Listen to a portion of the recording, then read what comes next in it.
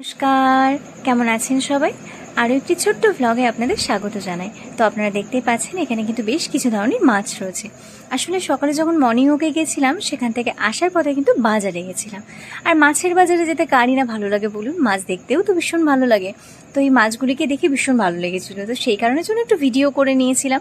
তো যাই হোক, এরপরে কিছুটা যেটুকু প্রয়োজন মাছ নিয়ে রওনা হয়েছিলাম বাড়িতে। খুব তাড়াতাড়ি রেডি হয়ে খেয়ে অ্যাজ ইউজুয়াল যেমন প্রত্যেক দিনের আমার জার্নি থাকে, তার মধ্যে একটি পার্ট হলো এই গঙ্গা পার হওয়া। তো সেটাকে একটুখানি বন্দি করেছিলাম ক্যামেরাতে, তার কারণ আজকের দৃশ্যটা একটু অন্যরকমের ছিল। আপনারা দেখতেই পাচ্ছেন ঢেউটা কিন্তু বেশ রয়েছে। অর্থাৎ আজকে যেহেতু চারিদিকে মোটামুটি একটু নিম্নচাপের মতনই ভাব ছিল, সেই জন্য কিন্তু বাতাসটা বেশি বইছিল, যার দরুন এরকম গঙ্গাতে বড় বড় ঢেউ দেখা যাচ্ছিল। তো আপনারা দেখতেই পাচ্ছেন এই গঙ্গা কিন্তু আমরা রোজ পারাপার করে যাই, যদিও এখন বিশেষ ভয় লাগে না, কারণ আমরা প্রত্যেকেই এখন অভ্যস্ত হয়ে গেছি, এখন বেশ উপভোগ করি। আর জানেন কি, সেই সময় সব থেকে বেশি যেটা ভালো লাগে সেটা হচ্ছে সেখানকার সুন্দর হাওয়া।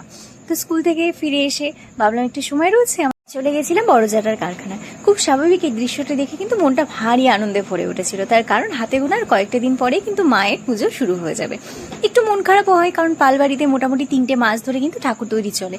তারপরে যখন এই মূর্তিগুলি খালি হয়ে যায়, যে যার সিংহাসনে চলে যান, তখন কিন্তু মনটা ভারী খারাপ লাগে। তার কারণ এই যে আপনারা কারখানাটি দেখতে পাচ্ছেন, এটা কিন্তু সমস্তটা খালি হয়ে যায়। তো আপনারা দেখতেই পাচ্ছেন মায়ের মূর্তিগুলি কিন্তু চক্ষুদান হয়ে গেছে, কারণ মেইন কাজটাই যেটা থাকে সব থেকে সময় সাপেক্ষ কাজ, সেটা কিন্তু মুখটা রেডি করা, অর্থাৎ চক্ষুদান করা। তার কারণ চক্ষুদানে কিন্তু বেশ সময় লাগে। আর আপনাদের যদি ভালো করে দেখাতে পারতাম, আপনারা বুঝতে পারতেন যে চোখগুলো সত্যি খুবই অসাধারণ দেওয়া হয়েছে। এটি আমার জ্যাঠাবাড়ির অথবা আমার দাদা দিয়েছে বিষয়টা এমন নয়, আসলেই অতি সুন্দর দেন, যে যতটাই আমরা সুখ্যাত করি সেটাই যেন কম হয়ে যায়। এই যে আমার ইনি মেজো জ্যাঠা, এনাকে অলরেডি আপনারা দেখেছেন আমার আগের ভিডিওতে। আর এই যে আমার মেজো জ্যাঠার কারখানা, সেখানে কিন্তু স্প্রে সাহায্যে রং করা হয়। আমরা প্রত্যেকেই জানি যে প্রচুর দুর্গা ঠাকুর থাকে এবং প্রত্যেকে হাতে রং করাটা একটু অসুবিধা হয়ে যায় এবং সময় সাপেক্ষ হয়ে যায়। সেই জন্য বর্তমানে স্প্রে মেশিনের দ্বারা করা হয়, যাতে সময়টা কম লাগে এবং সেই সঙ্গে রংটা আরও খুব সুন্দর হয়। আর ওই যে দূরে দেখতে পাচ্ছেন একজন ছেলে দাঁড়িয়ে রয়েছে, উনি হলেন আমার বড় জ্যাঠার ছোট ছেলে, মানে আমার দাদা।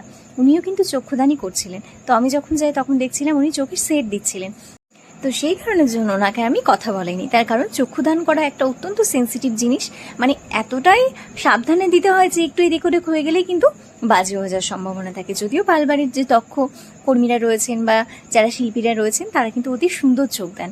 আর ইনি হলেন আমার বড়দাদা, ওনাকে আমি পুরোটা ক্যাপচার করতে পারিনি, ইনি কিন্তু চক্ষুদান করছিলেন। আর ওই যে পেছনে মেজো জ্যাঠা, যেটা আজকে ভিডিওটি কেমন লাগলো অবশ্যই কমেন্ট করে জানাবেন, যদি ভালো লেগে থাকে একটা লাইক করে দেবেন। তো আজকে এখানে শেষ করছি, আগামী দিনে আরো একটি সুন্দর ভিডিও নিয়ে চলে আসবো। তো ধন্যবাদ।